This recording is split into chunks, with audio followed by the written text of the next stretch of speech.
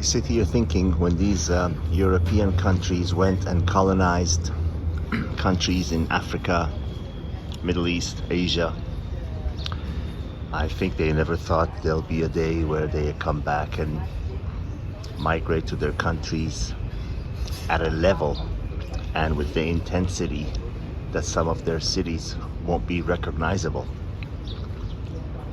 This is not in any way a racist or political remark. It is what it is. If you travel to cities like Malmo in Sweden, or other cities in Europe, parts of London, parts of Paris, France, you simply will not recognize that you are in France or even in Europe. These are immigrants that have come there, and they somehow have an entitled feeling that, hey, you came and colonized our country. Now we have the right to be here. And not only we have the right to be here, we have the right to import our own culture.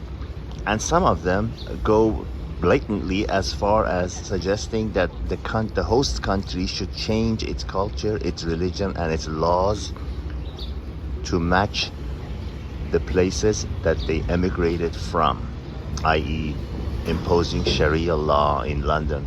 Well, you know, the Prime Minister of England is now of Indian descent, and the Mayor of London is a Pakistani, and so on and such like. Again, this is not a political or racist or any other kind of remark, other than being a true reflection and observation on what it is now. You can think what you will. It is what it is now. And another factor that is very true is that these people that have emigrated to these countries in Europe, they have a tendency to have a high number of offsprings.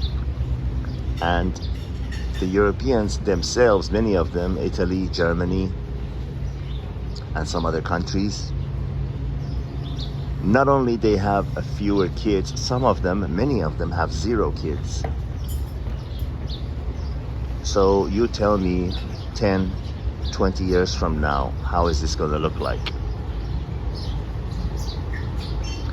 The thing that I find, for lack of a better term, unpleasant is that when you go to a country, when you go to Afghanistan, when you go to South Africa, when you go to Norway, when you go to Buenos Aires, Argentina, you want and expect to see the culture of that country, the cuisine, the music, the language of that country. Well, forget about that. Those days are gone.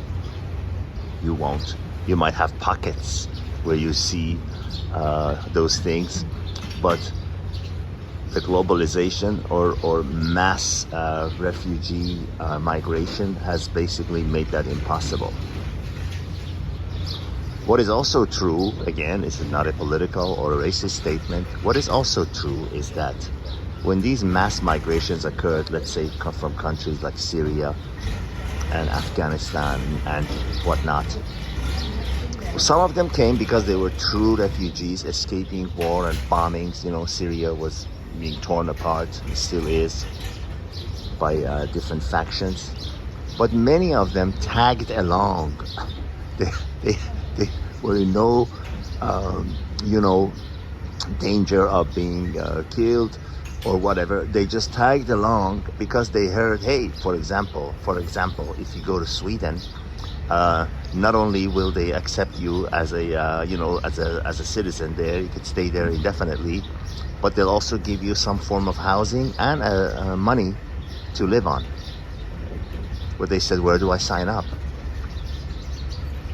And now Sweden has come to a realization that maybe their ultra-liberal policies was not such a good idea.